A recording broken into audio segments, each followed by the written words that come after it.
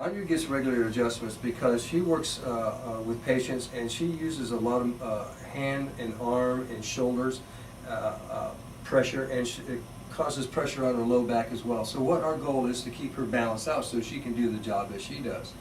Imagine though, if you're working in a factory and you're doing all this pushing, shoving, pulling and things of that nature, what it does to the musculoskeletal system. And so what ends up is that you end up with some back pain or neck pain. The unfortunate thing is this, is that pain is always the last symptom to show up and always the first symptom to go away. So people feel that, well, if I'm out of pain, I'm okay. And so if I'm in pain, something's wrong. Well, the problem could be there long before the pain even shows up, and the problem can still remain there even after the pain has gone away. So that's why we work on Andrea on a regular basis and all the staff on a regular basis. And we try to let people know that maintenance care is far more important than just waiting for the problem to show up. So I'm going to walk you through as I adjust Andrea here. And we have different ways that we can adjust Andrea. Mainly I use my hands, the typically chiropractic way of adjusting her. So watch me as I go through this.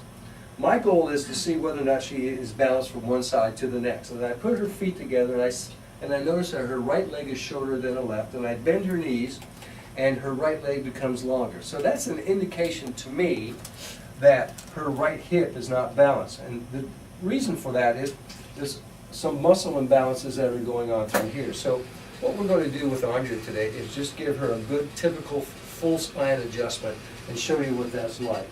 And we kind of do it kind of gently, just pressure down. And Andrea, being young that she is, she moves rather readily, rather easily. For someone who's my age, we don't adjust all that well, and it takes a little bit more pressure to adjust the older folks. And right here, we're just loosening up in between her shoulders. We're not adjusting her neck, just her shoulders. Let that go a little bit more. And then we go back down to see whether this has changed, and it hasn't changed all that much because we have to work on this low back. Lay on your side, Andrea, and face me this way.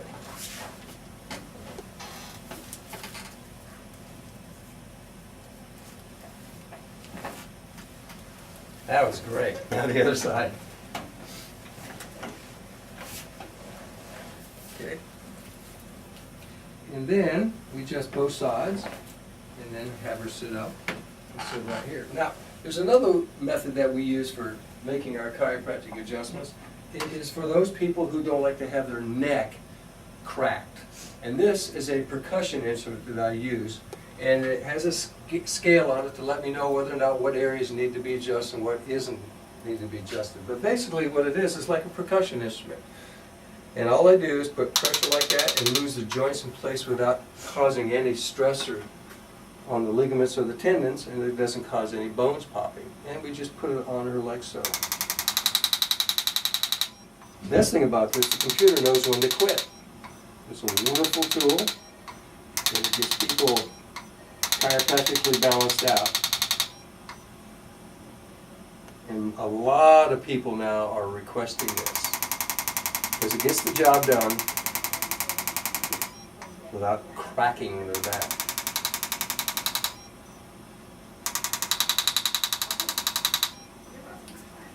Andrea uses her arms and her shoulders so much, and so we work on her wrists quite a bit, and we just come over here and just get those joints to move in place.